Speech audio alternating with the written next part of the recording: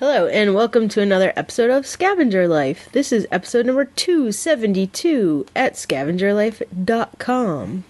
So this week I wanted to start off with the question. How much money should you risk on inventory? And, I say risk instead of how much should you pay for your inventories. Because, anytime you go out and buy stuff to resell, you're taking a risk, Right. You're spending money and you have no idea if it will actually sell. Right. I mean, you might think it might sell. well, yeah. I mean, hopefully, it'll sell. it's most of us are taking a calculated risk, and the odds are normally really in our favor once you've learned what has sold in the past. If you know how to research all Right. those things. So we've talked about before. We are low risk sellers. Yes. Super low risk. I mean, that's why you always hear us talk about paying just like $1 for items. Right.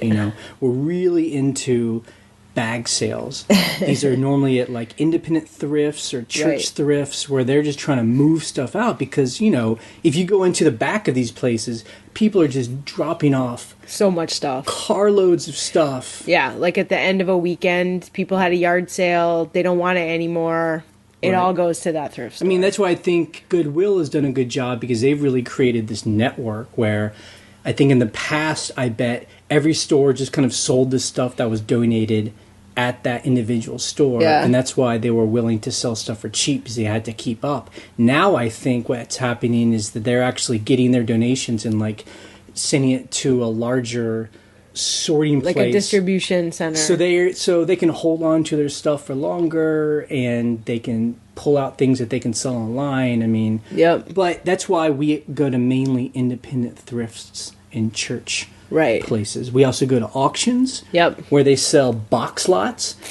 And I'm sure it's different in other in different parts of the country, but often at these auctions that are kind of like they're selling off an estate or something. Yeah. The first part of the auction is box lots, where it's the stuff that nothing's worth enough to sell individually, so they just kind of group it up. Right. Well, to them, it's not worth selling Right. individually. And to so- us, obviously, it is. And then the second part of the auction is where they've pulled out the really expensive pieces and they're selling that, and that's when Yeah. the auctioneer is like, Yeah.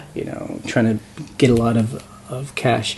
So we usually don't pay more than what, $5. Well, for an sometimes item? they'll start a box Right. lot at $5. Sure. If that's what you mean. But. Well, but I mean also individual. Oh, generally? items. I mean, It depends on what it is. I mean, sometimes we'll pay more than 5 because we're like, I'll pay 7, I'll pay 10 because I know for certain Right. I'll sell that. But that's pretty rare for us. but that's pretty rare. I Right. mean, that's how we got started. Was can we get the merchandise as cheap as possible and actually make money on it? Basically, our idea was you're getting it for almost free. right. Like there's no risk to this. Like Yeah.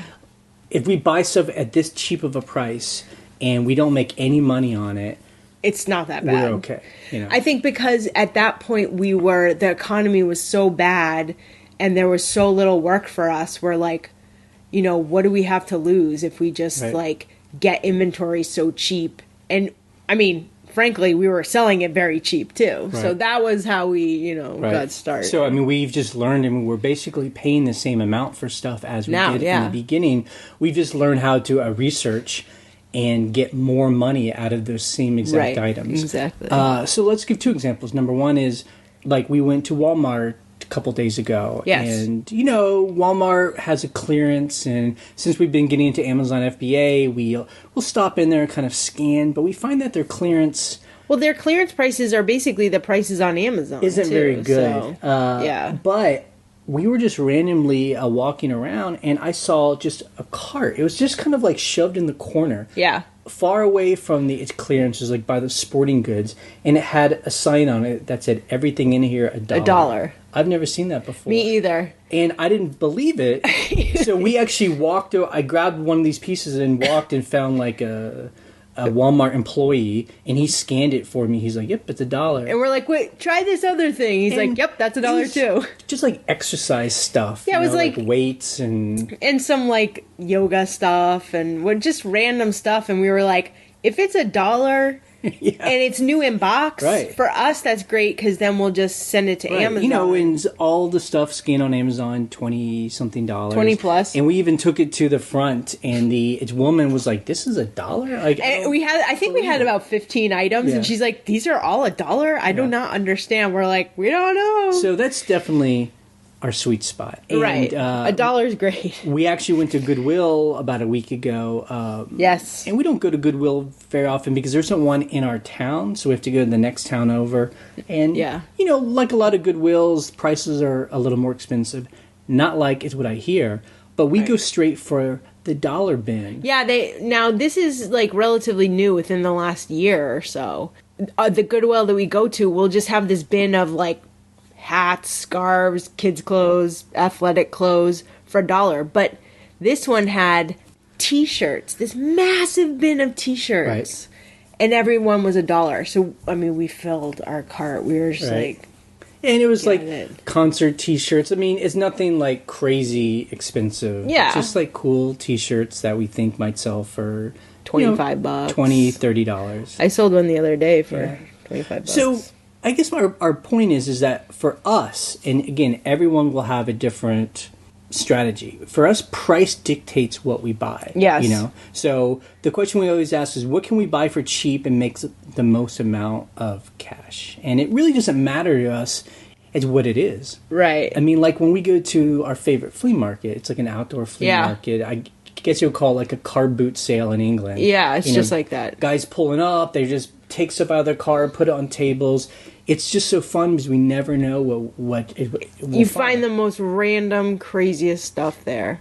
Each of us have a pocket of like a wad of $1 bills because we've gone to the bank and we've gotten $100 $1 bills. Because you do not want to bargain someone down and then hand them a 20 to break a 20. So, you know, I look over someone's table and I'm like, you know, if something's $1 or $3, I'll take it. And I don't even have to research it because I'm like, it's so cheap enough. I'll take a gamble. And we've done so well with that. Yeah. Little odd knickknacks. Look, there was one thing that I bought at the flea market. I'll never forget it. It was this little, like, oak hand-carved medallion of a lion with wings on the side of its head. Basically, it looked like it belonged on a piece of furniture or a mantle or something. I bought it for $1. I sold it for $100. Yep. That is, like, that happens. You know, it's rare, but it happens. And most times, as, you know, we post our numbers every week, you know, our average will be $30-ish per item. Right. And so that's about our average price. We buy for $1 to $3. We sell for $30-ish. You know, I mean, sometimes things sell more, but that's kind of like our formula. Yeah. Now there are people out there saying, well, if you could spend $50 an item and make $500, why wouldn't you do that? Well, I mean, the answer is we do that. I mean, we have spent higher amounts of money knowing we could make more, but I don't know about as you guys, that's very rare for us. It's rare to find an item like that. Like if we wanted to jump in our car right now and we, you know, had $1,000 and we wanted to buy only $50 items that would sell for $500 or $100 and sell for $1,000. I mean, we couldn't find that. Well, because the problem is too, like some places we go, if something's $50, it's probably worth about $50. It's not worth $500 or $100, right? And when you go to auctions and they're selling the stuff up front, that is worth more. The fancy stuff. Then you have the collectors, and you have people willing to spend money on items, and those items are worth.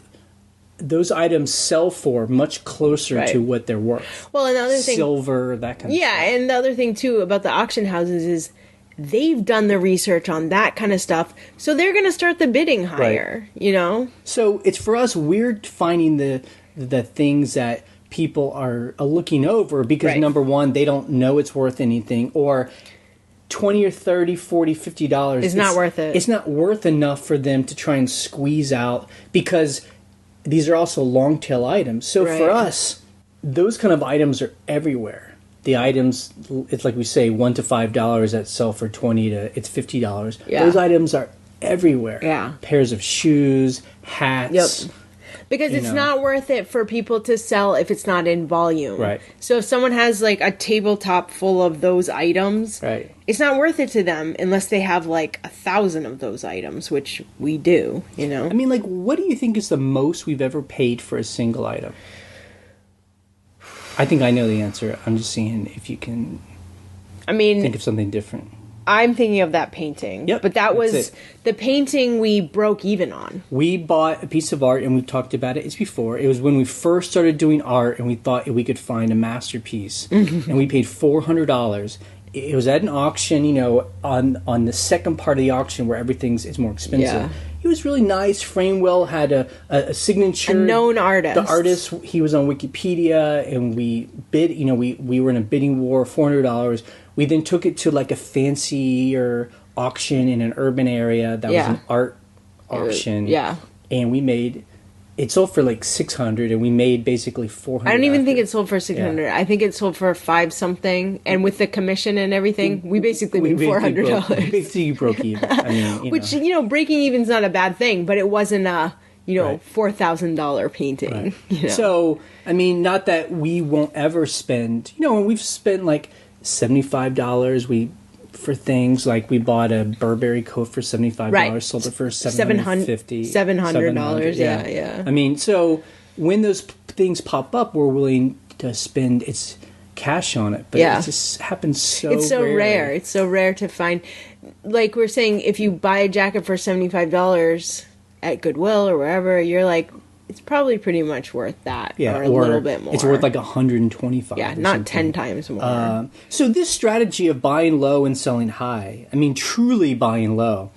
Yeah, this strategy has helped us keep our stress really low, right? Since we never have money tied up in our inventory, you know? Right. There is money, but it's not that much money. And you know, and that conversation has come up over the past couple of weeks where people are like, you know, why do you hold on to items so long? I mean, don't you want to sell stuff quick so you can have enough money to buy more inventory? Right. And that argument doesn't work for us because, again, I mean, it's really pocket cash. It's just change. It's like we're so frugal that we're spending the money that most people spend on you know, junk that they don't need. Like, you know, if we spend $200 in a month on inventory, I mean, that's a lot of money. Yeah, for us, exactly. You know, and because we pay so low and we don't have as money tied up in inventory, that's why we're so patient, willing to wait for the right buyers who will pay the price we want. You know, we don't need to be in a hurry to sell things to make money to spend more on inventory. Right. You know what I mean? Like, we do a thing where we don't really eat out. Yeah. I mean, we eat out a little occasionally. bit. Mainly when we're on scavenging adventures and need to eat something. But we're not the kind of people that, like, make a plan to go and eat out. Right. And I only say that because, you know, the kind of money you would spend eating out is how much we spend on inventory. Is what we spend on inventory instead. Right. You know? Exactly. I mean, and this strategy too, I have to remind people, time is our biggest investment. Yeah. Because we'll come home with bagfuls of stuff, and then the value we have to put into it is our time. Yes. Because it does take time to list and photograph and research all that stuff. Right. Versus maybe people that, you know, spend a lot of money for like one item and then make a lot of money on that one item. Right. For instance, there are people on the blog in the comments, like, and I hope they don't mind me saying their name, but we're real big fans of theirs, like Matt and Brian, Grandma's Treasures, and Steve Schultz, you know, who allows us to post his video each week. I mean, they've talked about, you know, going to auctions or to a yard sales and spending $500, $1,000, $2,000 on inventory because they know what they're buying. Right. Like Steve is big into vintage, like stereo equipment, electronics type things, and he's talked about, you know, spending $2,500 on a big lot of stuff. But it's so good because he knows he's gonna make that money back. Right. So he knows his niche so well that he knows he's going to make all its money. And, you know, you see that every week. He makes often as much as we do or more. And our store is like 6 times as big as his. Right. Because he's selling very high-end stuff. And he's willing to test things, research things, part things out if they don't work. He knows how to probably fix that stuff. And, exactly. So that's a lot of commitment. But, and that being said, people are like, well, I want to sell that stuff. Like, I'm willing to spend $2,000 for a vintage equipment. I don't know how he does it. I've never seen the kind of electronics that he sells, Yeah. It's like those high-end tube in good shape. Right. I've never seen that. Yeah. But he is like a dog going after a treat. Like he says he goes to like a yard sale and he says, do you have this specific stuff? And they'll be like, yeah, I do. I do, actually. In my house. And it's so funny because I never think to do that. Well, because I don't have a niche that I'm like, do you have stereo equipment? I don't know what to ask for. Yeah, I'm just like, do you have old shoes? Yes, you do. They're right in front of me. And, it's Matt and Brian, too. They're also in the New York area, and they go to, higher end, like estate sales and auctions. And, I know I've talked to Matt, it's before just on email, and he'll send me photos where he'll spend, over $1,000, but for like really cool vintage stuff. Yeah. And then he's willing to hold on to it, and then it sells for a lot, Right. It's just different strategies, But I bring this up because I think the idea that you need to sell quick so you have enough money to buy more inventory, it's more of like an Amazon FBA retail arbitrage, selling wholesale goods kind of mentality. Like a commodity. Because, you're going to wherever, Anthropology. Right. And you're buying, bed sheets. For a lot of money. For $50 and selling them for $70. Yeah. That's why when we did a little retail arbitrage experiment on Target.com. Yeah. We had so much money tied up in inventory. I'm like, we gotta sell this stuff, like, we spent $400 on like a bunch of like sheets, and it was so easy. They send it to you; it's just already packaged, and then you put the barcode on, and it goes. And it comes in a box, and you just like send that box to Amazon. I mean, it's so great. Yeah. But we've made our money back, but it's just like the profit we've made on it has been really so low. Small. Yeah, but and also it wasn't fun. But so that's why even with FBA, after that kind of experiment of doing retail arbitrage, now, even with FBA, it's still the scavenger mentality. Right. We don't spend more than, $5 on any one item to send into FBA. Yep. And kind of like when we went to Walmart and bought a bunch of $1 items. Yep. That's all we wanted to do. Right. I guess we each have to choose what we're comfortable with, Yeah, and what we always say to people getting started too is, number one, start with stuff in your house. That's the cheapest because it's either free or cheap. Now, your father's wife. Yes. She's been asking you questions like she's in her late 50s, early 60s, yeah. Retirement age. She just, she's right at that weird point where she just got out of one job. It was a bad job. But she's like too young to retire, I guess. So she's trying to find something like, should she get a job? And she's asking you about eBay. And what are you telling her? Well, I've been telling her what we tell everybody. Because she's been shopping, she's been to some auctions, she's been to Savers, she has a really good eye for vintage jewelry, vintage clothes. She's always had a good eye for weird, quirky art. She's really into doing ceramics. Like she makes ceramics, so she can spot that stuff, and that stuff sells. So she's been shopping for that stuff, which is great.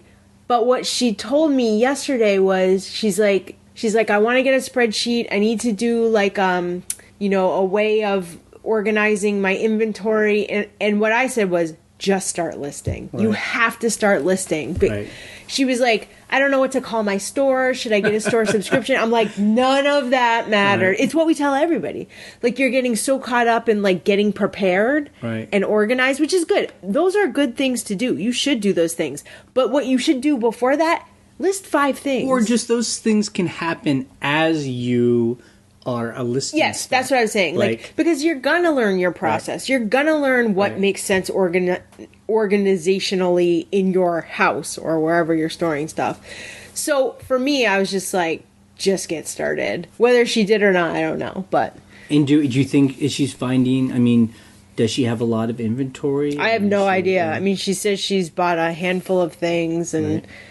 I mean, she might have bought a lot more. It's so funny to hear that because, we've, been to your dad's house over the years, and had dinner, and they all kind of like your family, not in a bad way, but they kind of poke fun at us for us selling on eBay. They're like, hey, what have you sold this time? And, and anytime we go in a visit, we're hitting all the estate sales and our cars full of stuff. And this is not include my mom. My mom gets it, but my siblings or my dad, like just...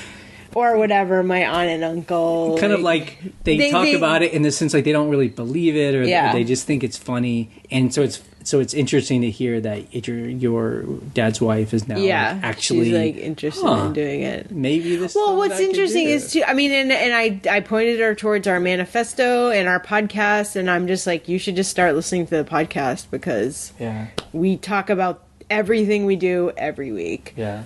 So it's interesting because that's why we love eBay, where someone who is kind of at retirement age, but really had bad experiences with jobs and didn't like their job and doesn't want to go back to an office. I'm like, eBay's perfect for that, but you really have to do it. But the question is, can you take someone who's spent a lifetime basically being like an office manager? Like an administrator, it's all about office politics. Right. And that's why she actually left her last job. Yeah, office politics. Bad office You guys politics. all know this if you've worked in an office. We do. Can you switch over to working for it yourself? Independently. And, putting those 40 hours a week that you give to somebody else, or that basically it's you sell 40 hours of your life every week to somebody else to make money for them, or do it's what you do, and give those 40 hours to it yourself to make money. And no, it's interesting because I guess that's the whole point. It's not hard to find things to sell. Like we always say,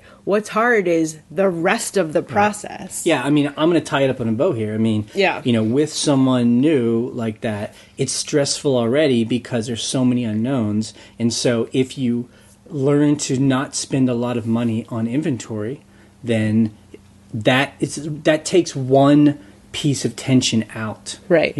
Because if you're not spending a lot of money on inventory, then you're not worried about that part of the the puzzle. Yeah. Okay, let's talk about our week of eBay. Right.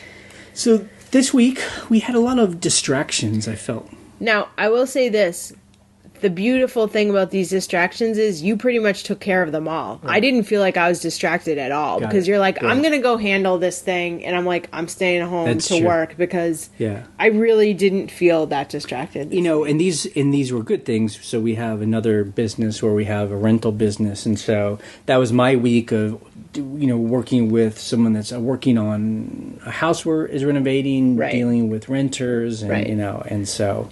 But I find, and other people have talked about this too, and that's why I don't know how people that have kids or full-time jobs or both can do so well on eBay, is that I need like big swaths of time to really focus on eBay. Like I cannot just have, I have an hour, let me squeeze in some time.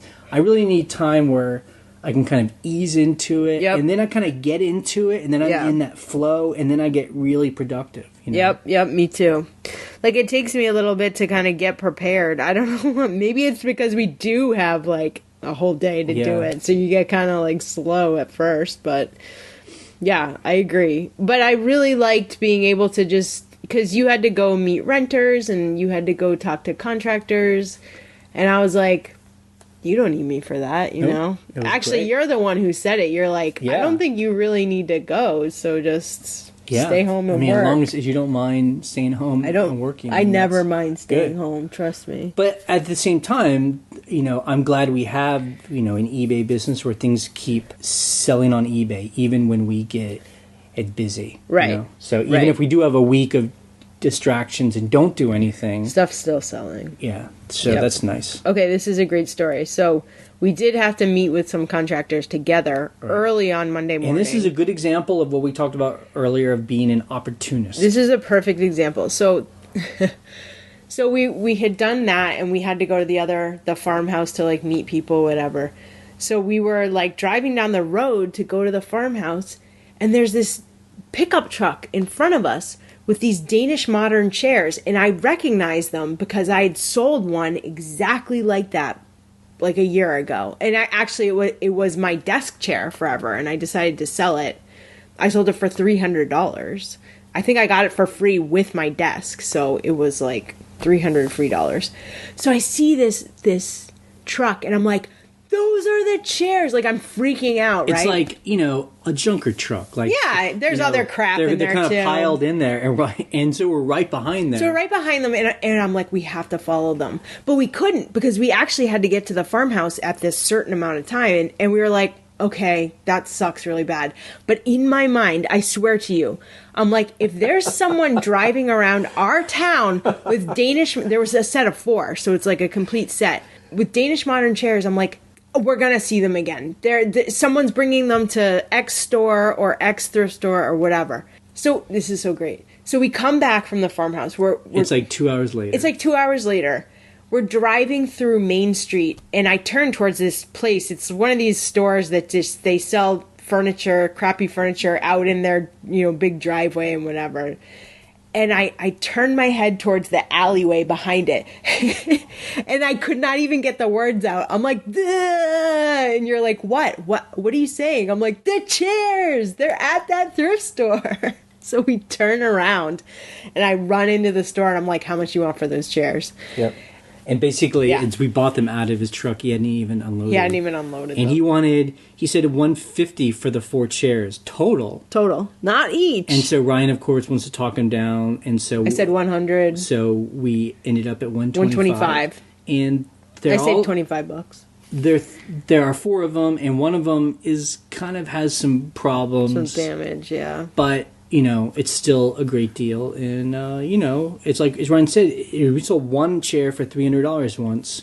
So whether or not we'll still get the same price, we'll see. But we know that people like them, and they're named. They're a named, Danish designer. I would love for you today to go out there and clean them and see if they're going to be okay. Yeah, I think they're going to be fine. Good. And then I just wanted to briefly talk about, with our theme of, not spending a lot of money. This is a good example of how we've been scavenging the last year. I mean, we've kind of gotten into the habit of we're only purposefully going out to scavenge once per week. Yeah.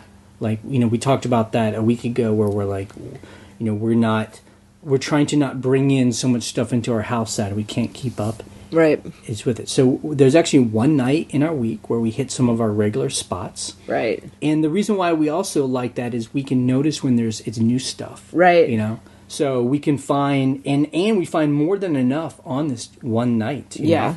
And then the rest of our scavenging is just kind of a random. Like the chairs we happen to see. Or, we're driving somewhere and there's a yard sale and we happen to stop. Right. But, for us, that's been plenty.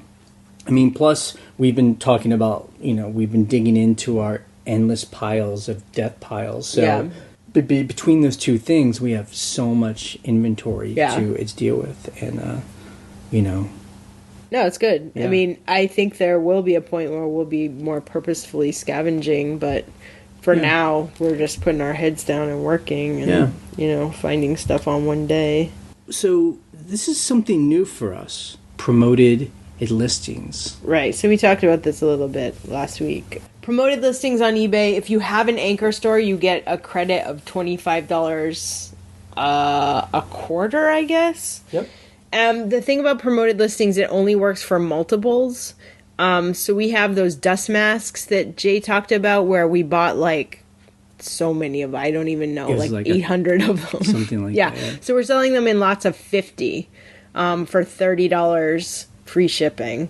And so I put that in the promoted listings, and we sold 4 of them this week. Right. And it's interesting. So you can set the percentage that eBay will take a cut of. And I guess the higher the percentage, the more they take. But I guess the more you're in front of other people. Right. The more likely you are to, be promoted. So we had it at the highest level. So we would sell a bag for $30 and they would take $3.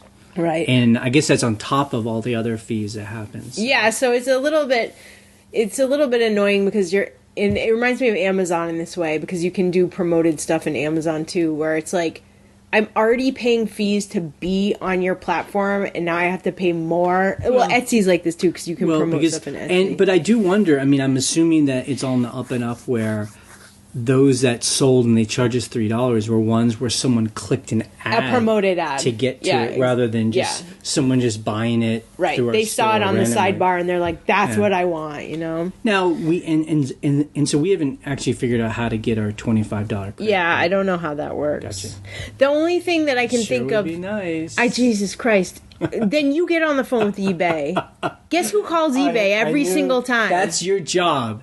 Your job is to call eBay. And you know what? The last few times I've waited on hold for like 45 minutes. I even told them too. I was like, Jesus, I just sat here for 45 minutes on hold. They're like, I know, we've been getting a lot of phone calls. I'm like, and I thought we were supposed to, to have that special anchor It is store. It is special because I can tell that it's like, I feel like I've talked to the same person a couple times where I'm like, there must be like 10 of you, you know? But they've helped me each time, so that's been good. But yeah, so promoted listings, yes, I will call, I will ask. My theory is up to $25, they're just not going to charge me. And what I'll do is, next month's invoice, I can look and see if I've been just for that. Sometimes the way that they get around that is that it's make you opt in each time. So I'm like, how do I opt in? Yeah, so and then they hope that people don't opt in, so then you don't pay for your whatever. It's really... Okay, Amazon FBA, we've a decent week. We've been really enjoying books, and because of that, we actually bought a Bluetooth scanner for our phones for use when we're scanning books. Like, we've seen those videos where guys are just going and they're just like, beep, beep, they're just like scanning. Yeah, it's a lot faster than opening your seller app and like waiting for it to focus. Right. It's actually, we faster. bought one that was suggested by Sheldon in the comments. It's a Kiowa Mac KDC 2000i. I think you said that wrong. It's a Comtac. Anyway, you can find it by looking for KDC 200i, and it was $50. Right, and it's interesting. These things are supposed to be like over 100, and I don't know. Some person on eBay has like multiples of them, and for $50. I mean, I think they have hundreds of them. It looks like. Now the cool thing about it's Bluetooth, so it can hook up to your phone or it can hook up to your computer. Right. So I think because I have a handheld USB scanner. Right. And it's really clunky, so I'm like, I think I'm just going to use this from now on to scan for when I'm doing my FBA shipments. However, you have to have, it seems like, and unless someone can tell us differently, you have to have a third-party scanning app for it to really work efficiently the way it's supposed to. Like if I tried it on the Amazon Seller app, and the idea is you're supposed to just go to barcode to barcode to barcode, and when you hit a new barcode, it automatically refreshes, jumps to that item, so that way you can just go through 100 books really quickly. Yeah. And but the Seller app, you actually have to like hit search each and every time. Right. So it really isn't that helpful. Right. It's like almost as slow. And I don't know why Amazon, I mean, they're a smart company, why they don't just build that into their seller app, So we've looked into the, paying a monthly subscription fee to one of these third-party companies like... Well, Scoutify. Okay, so there's Scoutify. It's $50 a month. Right, but that also includes Inventory Lab. Right. Or, so you're paying for more. Right. Now, Private Bandit is $10 a month. Which isn't bad. And we should just, people are probably like, it's $10. Like, what's the Shut up, you guys. Sell one book for $10. I mean, again, it goes back to us being cheap, It's all these monthly fees. But, so, my thing was, and Jay was like, what is wrong with you? Because I came in with this idea the other day. And she was livid. I was just like, I'm so sick of having to, like, everybody's like, just pay X amount per month. I'm like, I don't want to do that. I'm a small seller, but I want this one, functionality, which, like you said, should be built into the Amazon Seller app, where this is what I want. And I'm sure Profit Bandit does this. I want to be able to scan, 25 books right in a row. And I want it to set my parameters. Okay, it has to make this much profit. It has to be this search ranking, anything, from this number to this number, and give me like a big green light. Right. That's what those apps do. That's what I'm saying. Okay. So because I don't think you're explaining it well. So Ryan wants basically what Profit Bandit is, just cheaper. And so I just want to pay one price for the app. Ryan's question is, why can't someone make Profit Bandit but make it really cheap? Like pay $20 and that's it. And that's it. So my answer is probably because there's the cost of keeping the database updated, keeping the app updated as, the iPhone updates and Android changes, Right. And so there are ongoing costs. But it's a good question. Maybe anyone that hears this who knows how to make apps, could answer. Yeah. It is interesting why someone doesn't come in and be more competitive and be like $5 a month, $5 a month, yeah. Or $20 and that's it. I mean, Profit Bandit at one point was a set fee. It was a set fee, yeah. I remember it was like $10 or something, and then they switched it. Yeah. Whereas now it's a... Right. So, I don't know the answer. I would love to know. Yeah. That's it. That's all I'm saying. Yeah. Goodbye. Done with that. Okay, so before we get into our numbers, so we are going away in 3 weeks. Yep. That's when we start. We have a couple of video jobs, one in California and then one in Ireland. We're going to be gone for 6 weeks. Wow. So we're not going to do any eBay probably, or very little. And so we hope that all of our work we're doing now will pay off and things will start to sell, while we're gone. Now we're also, we don't talk about this much on this podcast. We have another podcast for our rental business. Right. At shampooandbooze.com. Shampooandbooze.com. But, we don't do eBay in a vacuum. Right. eBay is part of kind of a larger, life we have. Yeah. And so we're actually getting ready to do a huge renovation of a rental house. And I only mention that because, I'd love to hear how Ryan feels about this. I mean, it's, this is when it does get a little bit stressful. Right. Like the next 6 months are probably going to be, it's stuff we're going to talk about, we're going to have to deal with because it's going to be expensive to renovate this house. And Right. we've been through this twice already, where all of our eBay profits go towards that. get just, put into this project. Right. We'll have guys, it's working, it's for us that we have to pay every week, supplies and wood and, we're putting stuff on a credit card and paying the credit card back. I mean, it's... No, it's not fun. It is not fun. I mean, we just spent, we're spending about $12,000 putting a huge driveway up a hill to the house. So that's been a big cost for us. Yeah, it's a huge cost. I mean, we'll probably be spending $30,000 on this extension and for the renovation. Oh, I think it's going to be more than that. I mean, at this point. So it's mentioned that because again, eBay is not in a vacuum for us. It's an engine to make its money to pay for these other projects. Right. And it's motivation to list for us. Yeah. I hope eBay's motivated to give us some sales. Yeah, so we're really kind of gambling that as a winter time comes and the holiday season comes and we've been filling up our store with stuff, we're really gonna, have those holiday sales because it's gonna be good. It's gonna be very helpful to have those.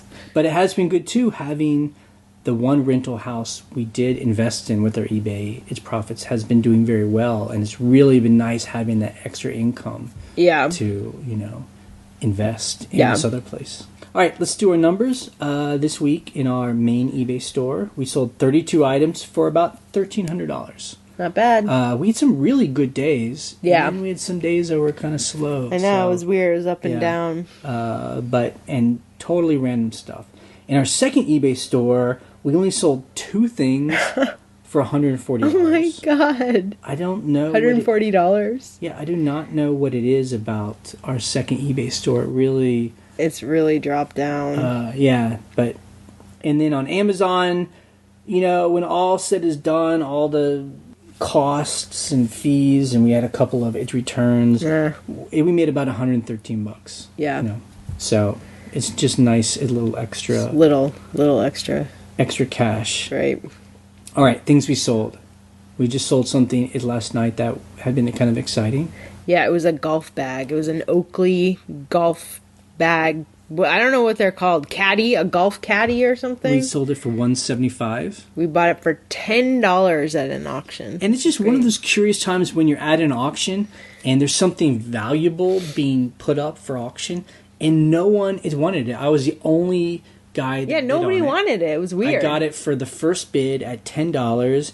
And, I mean, it's so obvious it's worth something. It was a brand name. And it's almost brand new. Yeah. But when you're at, like, an in-person auction, there are just those weird times when just, you know, the 40 people there have just other things that they want to buy. Ugh.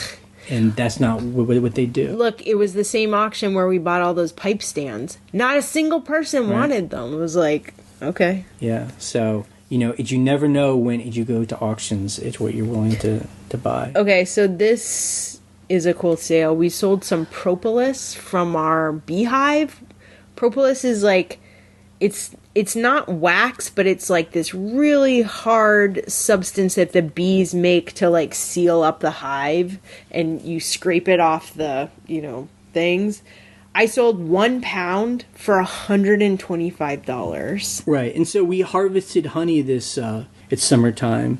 Yeah, and you know, is what I do is I clean out its boxes. Right. And yeah, like you scrape that stuff out. It's like as Ryan said, the bees put it everywhere because they're trying to seal up their hive to keep things out and all that. And so people actually buy this stuff if you Google it to eat. You know, to eat, yeah, exactly. People, or make creams out of it. People think it's medicinal, gives you it's nutrition or gives you infections, disease, like it protects you from that stuff. Right. You know? So I think a pound of it is a lot.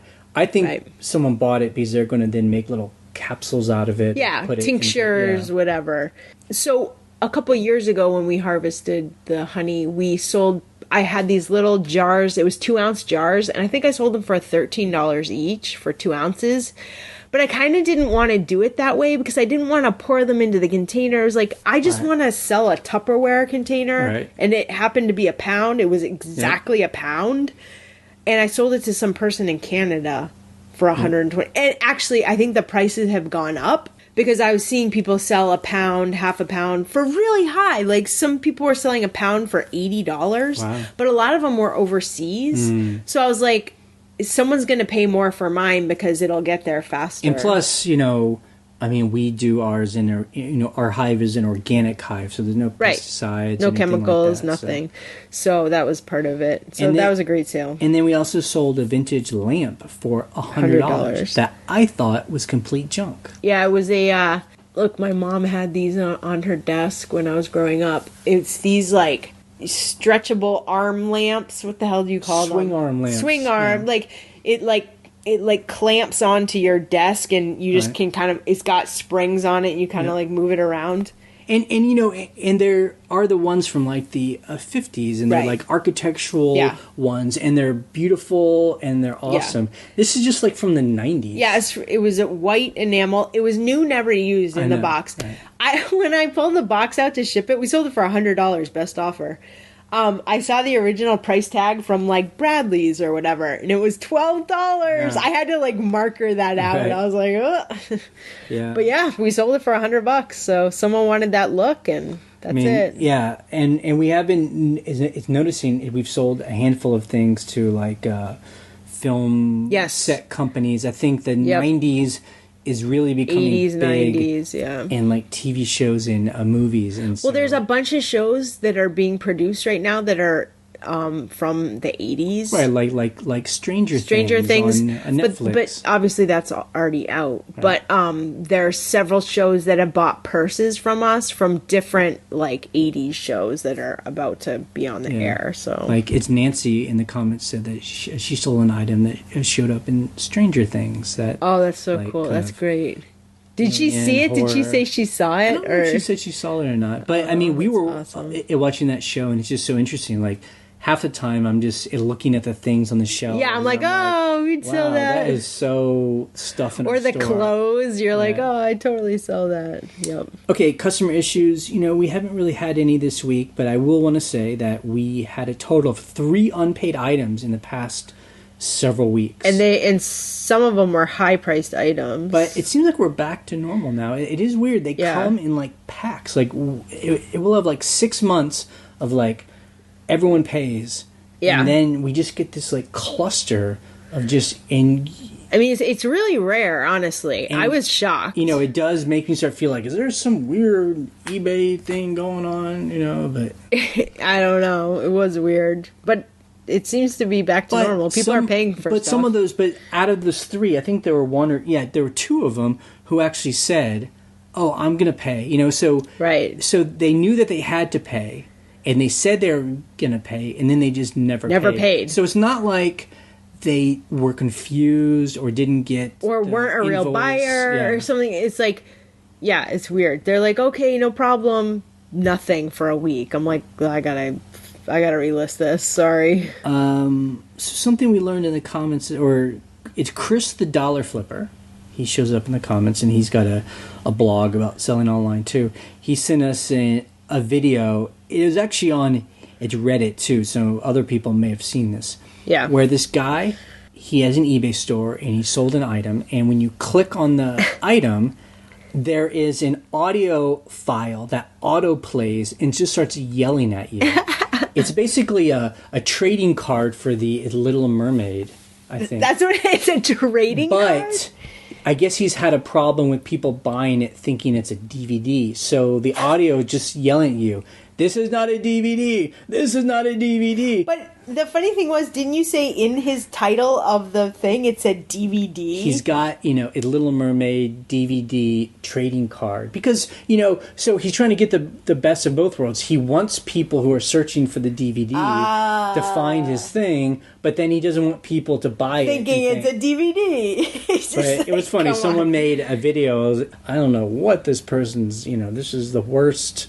As a representation of an object I've ever found, I would never buy an item from this person. So anyway, I mean, Chris and I were actually talking on eBay about, it seems like eBay's starting to get more streamlined and more professional, where like the listings, they're telling people not to have active content and really trying to push people who sell on eBay not to have the crazy 90s different fonts and dancing...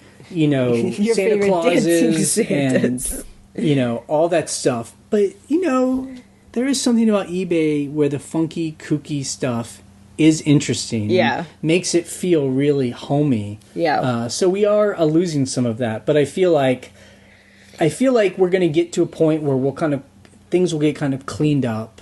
It'll look more professional. But then maybe people will start going back to some of the cooler kookiness that makes it feel more like human beings are selling this and we aren't just big corporations. Well, I mean, honestly, the great thing about eBay is that is what's cool about it. Even if you don't have dancing Santas and whatever, you have pictures by people that are actually the object most of the time. On Amazon, you do see that sometimes, but you barely see. It's like the catalog image, you know?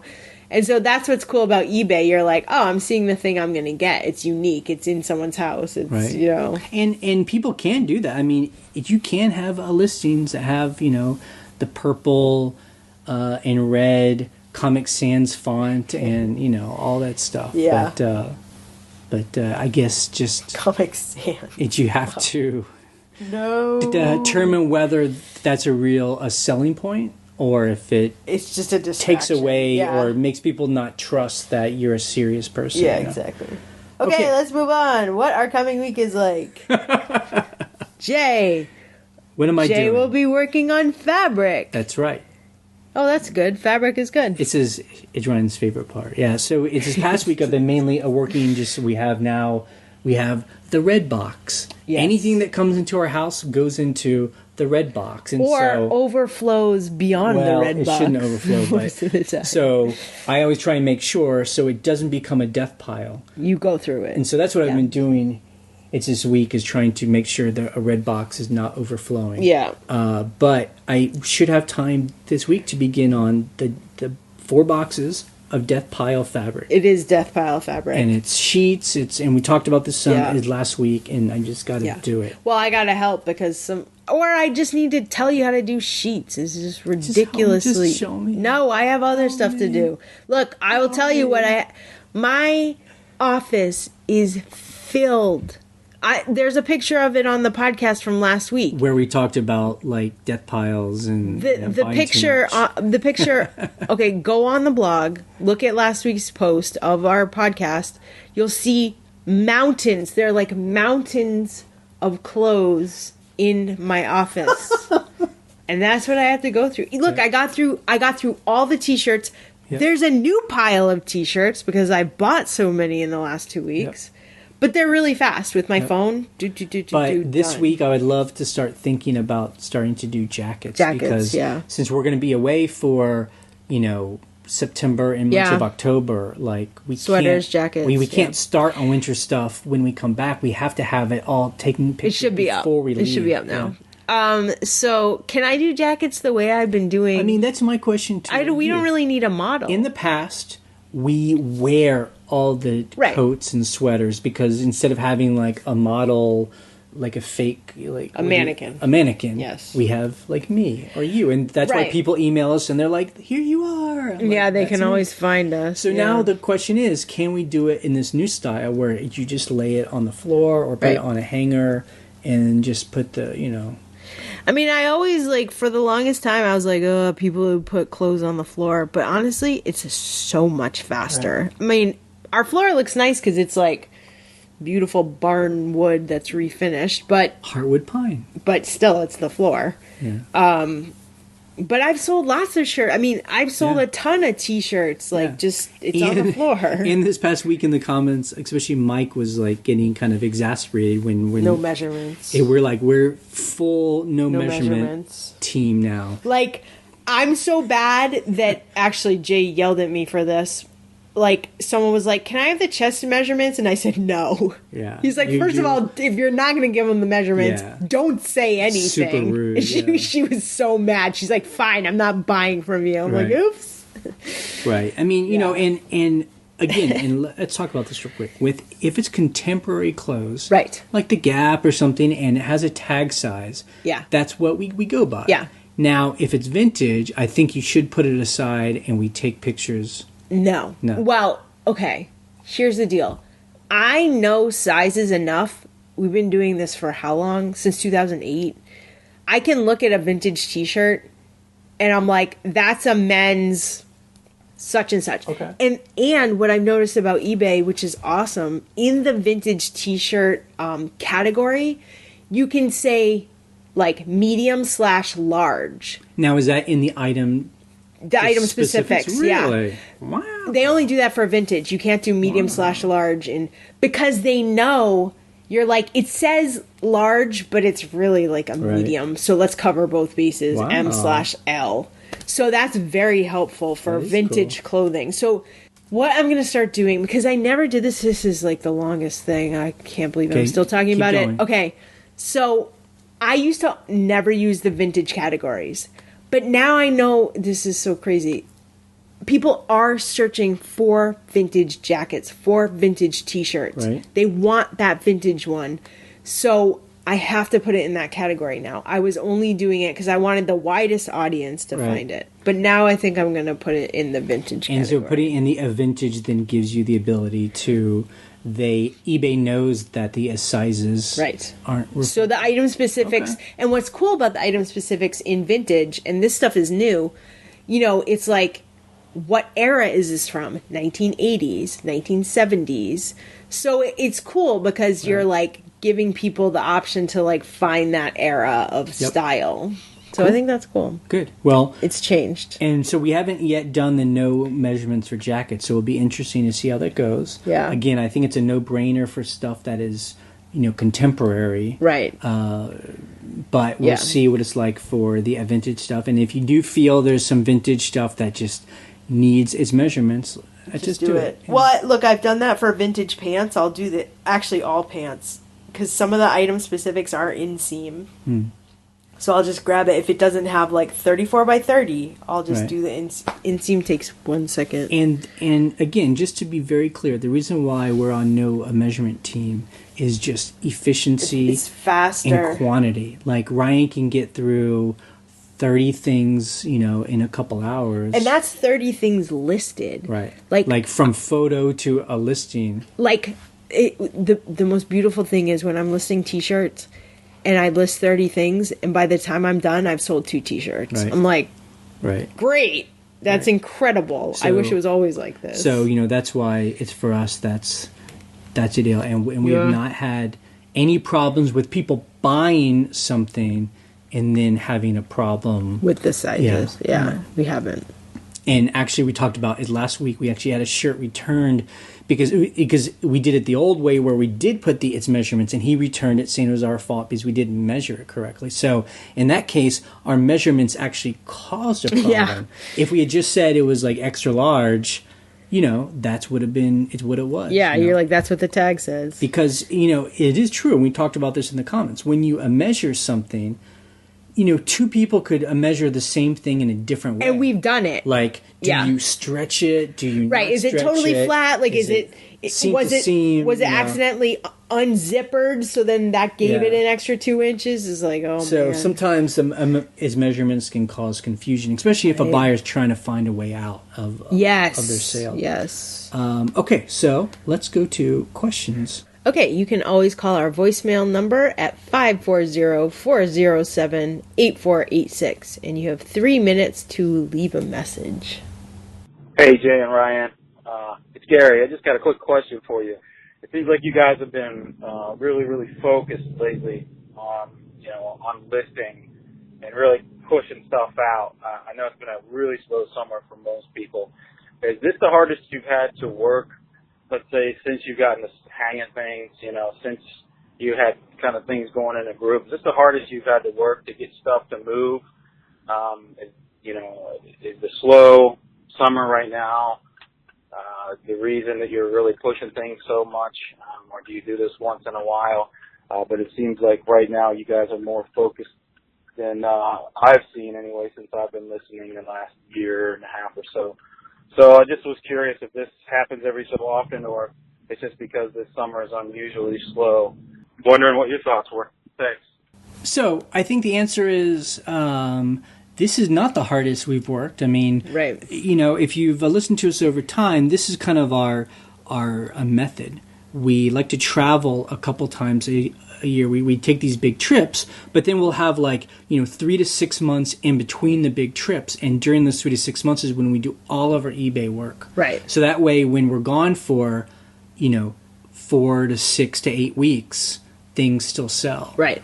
And also it's a combination of things. So we have we've been doing the countdown till when we leave for a while now. And we are saving money to renovate this other house. So we are just heads down, save the money, make the money.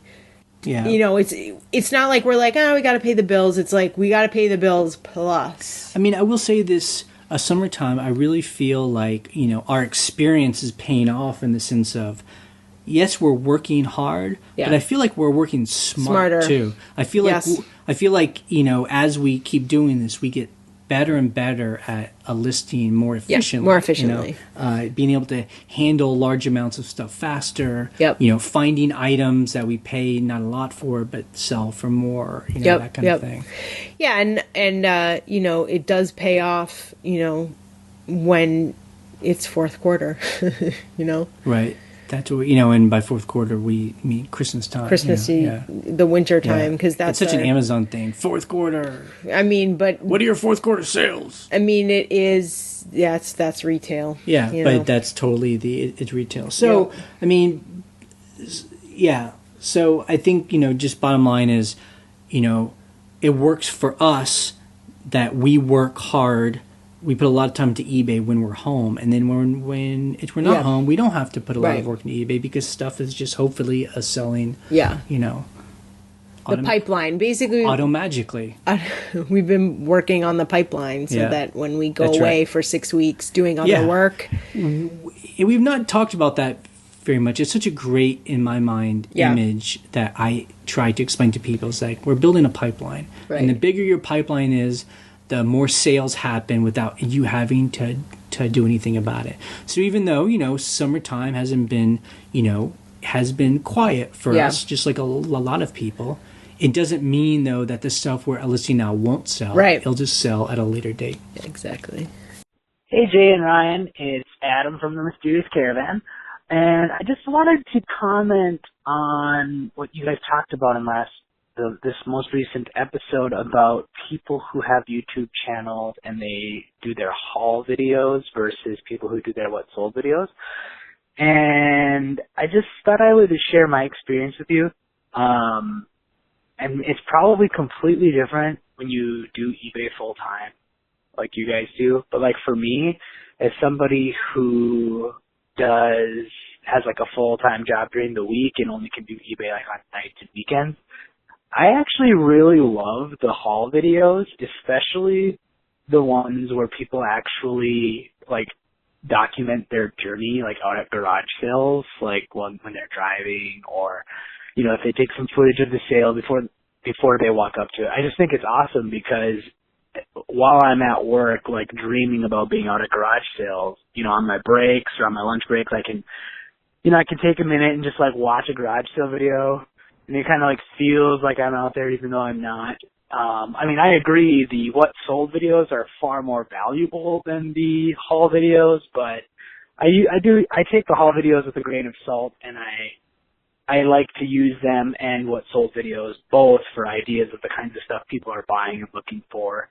And as someone who's recently started my own little YouTube channel, which I've already been neglecting, but I like to do a mix of what sold videos and the actual adventures, because I think it's fun to see people out and about and hear what they kind of are thinking when they pull up to sales, and it's kind of like a live, you know, it's all, when you don't have someone to go around to garage sales with, it's kind of like you feel like you have that camaraderie with these other people that are going out to sales, and it's like, oh my God, I totally feel the same way about signs, garage sale signs or whatever. And yeah, I don't know. I kind of get why those videos exist, and I actually do enjoy watching some of them. But I do understand what you guys are saying about haul videos being kind of not as useful as what sold videos. So anyway, that's just my 2 cents on that topic. Okay, take care. Bye. Okay, I get it. So living vicariously. So if you work a full-time job, it's kind of fun. Like you can't be out there scavenging, so you can see the excitement of other people. Right. To me, I actually feel like, I want to, you know, like I think it would drive me crazy because I would want to be out there finding the stuff that these people Well, also, find. like, for me, we don't need to live vicariously through those people because we do that stuff all the time. It's like, I want to see what you sold. Like, for me, it's about efficiency and learning. Like, I want to know the knowledge. We also like the what sold videos where people don't have super long stories. Like if your story is more than 5 minutes long for a single item, it might be a little too much. Like kind of keep it efficient. Like why you picked it up, how much you bought it for, and how much you sold. And then if you have a quick thing about why you think it sold for, you know, what it sold for. I mean, I think on my last what sold videos, I was getting so ridiculous where I'd just be like, here it is, $30. Like, I'm just like, let's go. Like, you know, it's a trucker hat. Yep. You know, and I think people have learned from the ones that we posted, you know, like people really got into Persian rugs because we started to show people we were selling vintage rugs, you know. I think trucker hats, we talked about how we did well with trucker hats, and I've seen other people on the blog now are selling that stuff, and that's great. Right.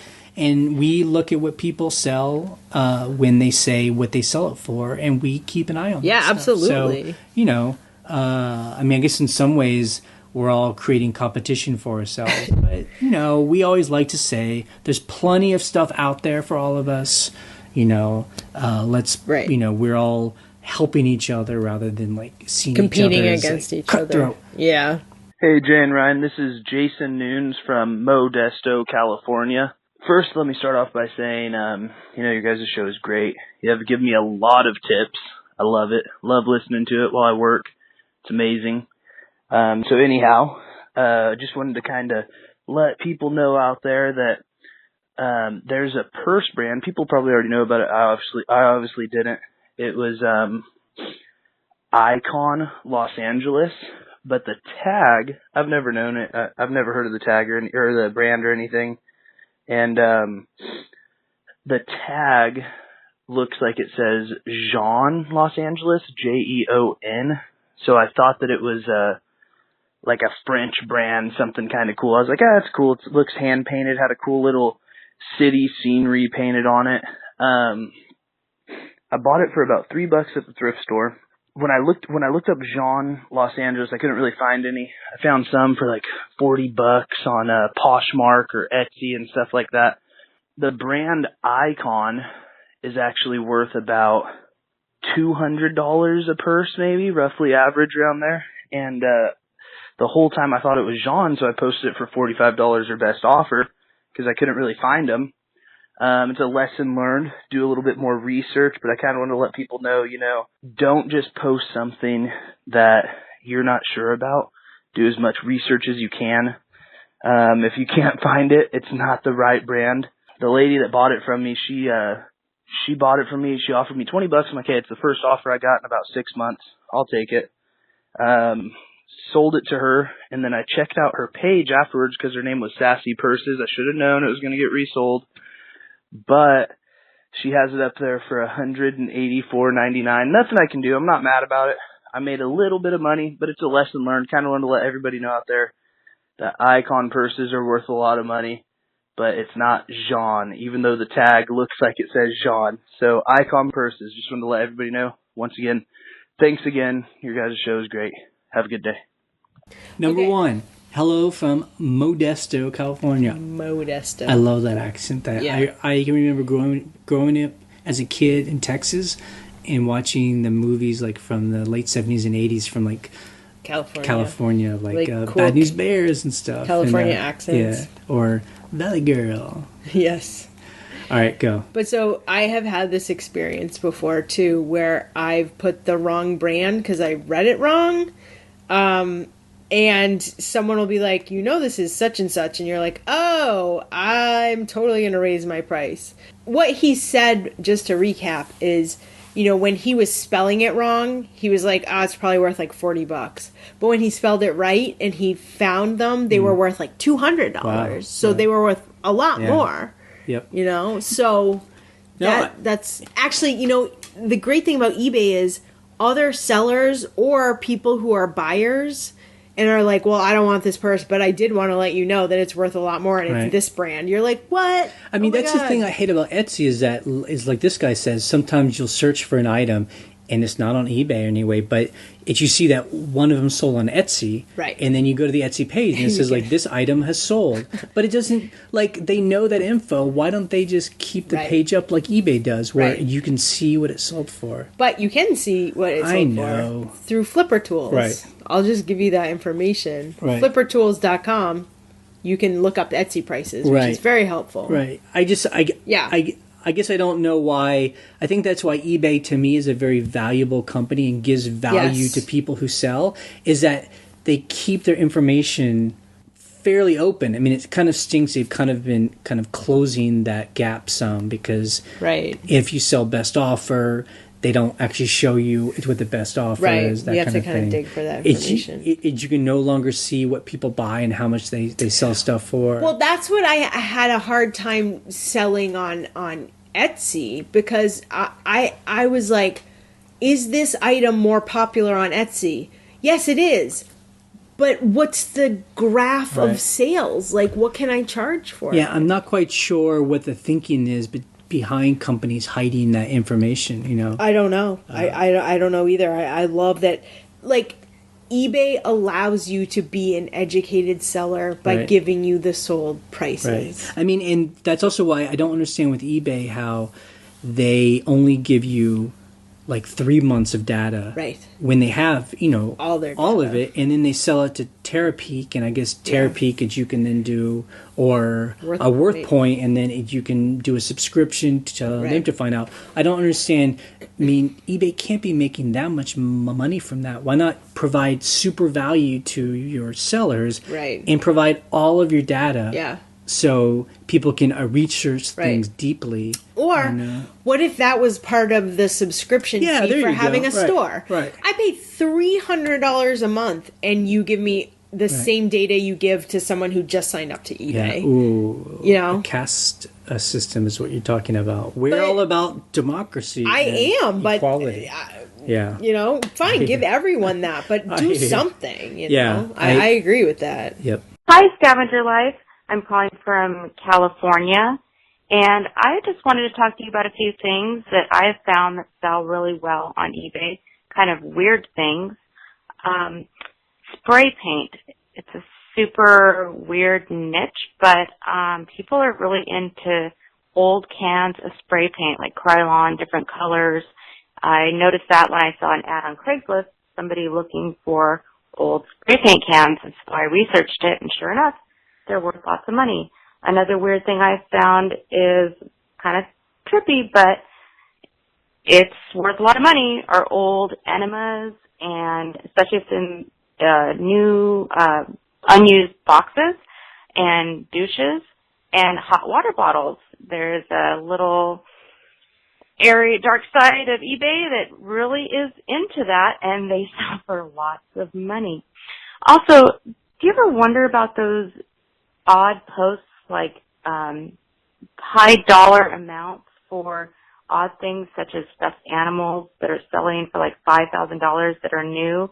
Seems like there's some weird side thing going on, maybe a little hidden scam going on, hidden eBay sales that only certain people know about. Anyways, thanks a lot for all you do. You help keep me on track. Take care.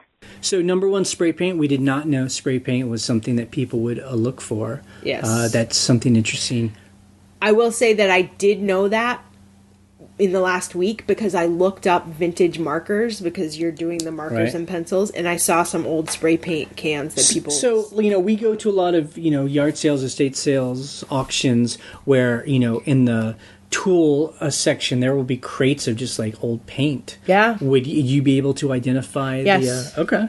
I think so. Cool. Because you can tell the old, logos and stuff. And then the water bottles, it's knew about that. So, you can often find like vintage water bottles, hot water bottles that are still in the box, and they'll have like a tube, and basically, it's for like enemas or douches. Right. Yeah. And they don't sell fast. No, they I'll say that. But every so often, it will sell one for $40. $40, $50. The problem with the hot water bottles, though, is a lot of times the rubber can become brittle. Yeah. But we found one the other day, and the rubber was fine. I guess a question I have is like why people buy the old ones, because if you go to Walmart, you just buy it. There's like an enema kit, and it's the same exact thing. It's just a rubber water bottle with a hose, and I don't quite understand what the why the vintage has to do. I don't know. Then the thing about the teddy bears or whatever. What, like teddy bears selling for like $5,000? Yeah, I don't know. It sounds it's mysterious about like there's some kind of scam going on. I don't know what I don't quite understand what the scam would be. There was some conversation recently on the blog about how like certain VHS tapes from Disney were selling for like $10,000. Yeah.